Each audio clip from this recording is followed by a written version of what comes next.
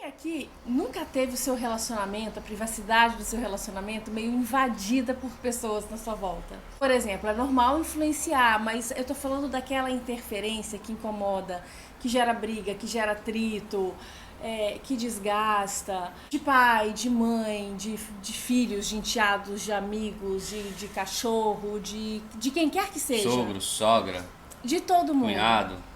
Não tem como. Ninguém é feito, ninguém vive, nem deve viver só de uma relação.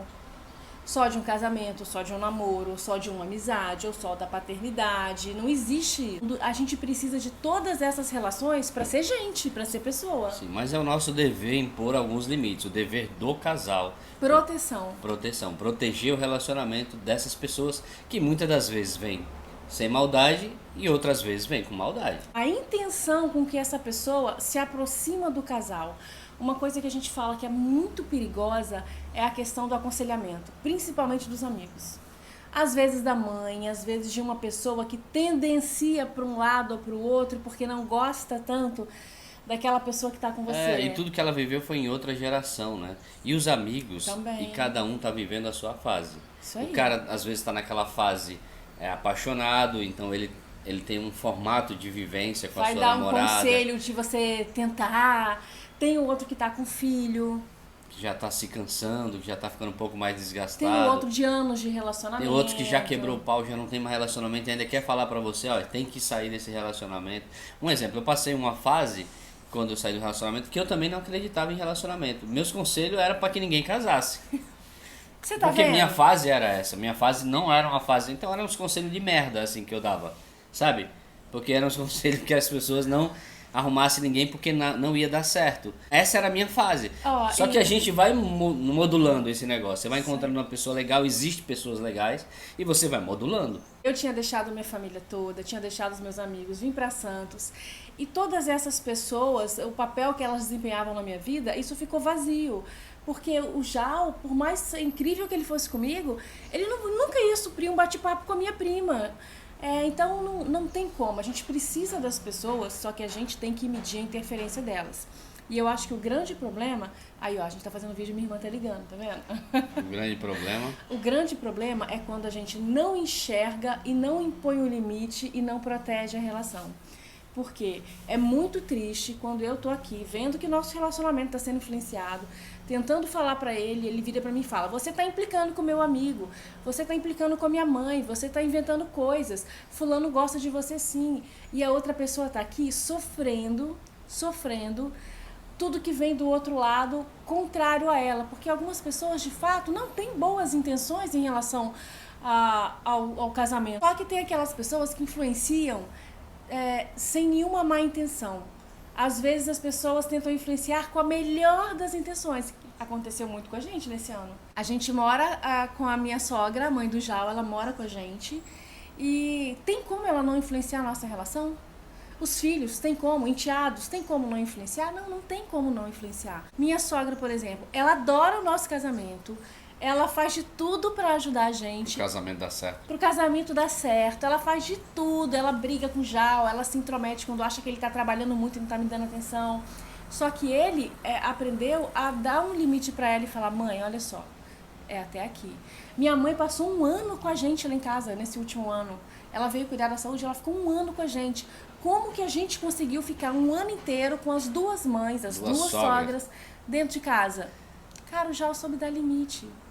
E se deixar, elas querem trazer a cultura, a tradição, tudo que elas aprenderam em outra época, em outro momento. Casamento Esse é um delas, assunto vida para outro delas. vídeo, né? Falar de sogra e sogra e tal.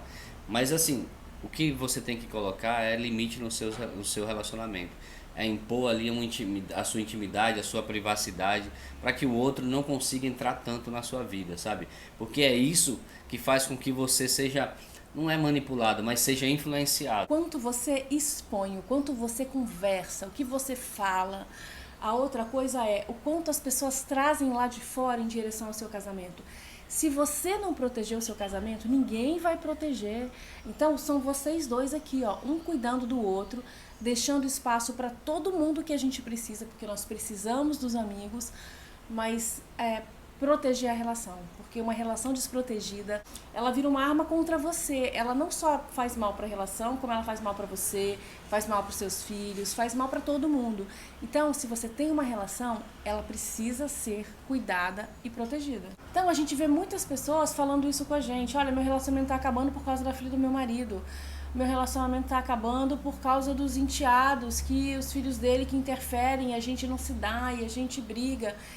Olha só, pessoal, os filhos estão ali, a gente recebe mensagens de homens que falam que não querem se relacionar com mulheres com filho por causa da interferência. Vai interferir? Óbvio que vai. O próprio filho do casal já interfere. Imagine filhos de relacionamentos diferentes que não têm aquele mesmo vínculo afetivo construído desde o bebê. A gente teve que lidar com isso. Para os homens que não querem casar com mulheres que têm filho, cara, pode parar com isso, porque assim, vocês podem ganhar vários presentes. Todo relacionamento é desafiador, seja com filho do próprio casamento, seja com filho de outros casamentos. É saber impor os limites, né? E ter conversas francas e claras, encontrar isso. E como é que se encontra isso? Eu volto sempre na palavra afetividade.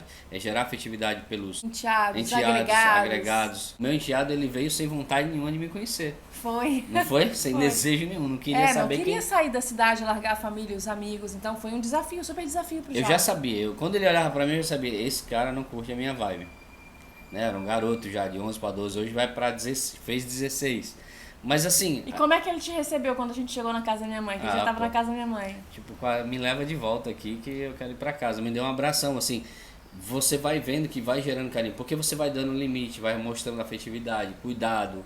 Você se importa sem ser invasivo, né? Você não pode ser invasivo. Então você tem que ter esses cuidados quando você está tocando outras pessoas. Se você ouvir tudo que a outra pessoa fala, se a André ouvisse tudo que o Rafa falava, se eu ouvisse tudo que a Júlia fala, que é minha filha... A gente tem que filtrar. A gente tem que filtrar e falar, olha só, a gente sabe do que está fazendo. Tudo tem que ser A gente sabe que lá filtrado. na frente a gente vai conseguir extrair as coisas melhores dessas relações todas. O passo mais errado que você pode dar nesse momento é tentar afastar alguém de vocês, tentar afastar alguém do Jal, tentar afastar um amigo dele, tentar afastar a filha dele, tentar afastar a mãe dele.